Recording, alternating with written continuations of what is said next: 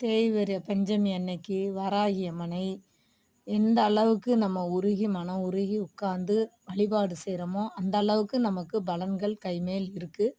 அதே மாரி கடலை, அவல், பொரிகல்லை வச்சு 2 நெய் தீபம் ஏற்றி, ஒரு 1/4 மணி நேரம் ஸ்நானம் பண்ணி உட்கார்ந்தோம் அப்டின்னா, நமக்கு என்ன நெனச்சு கோரிக்கை வைக்கமோ, அது நமக்கு நிறைவேறதுக்கான வாய்ப்புகள் 100க்கு 100 இருக்கு.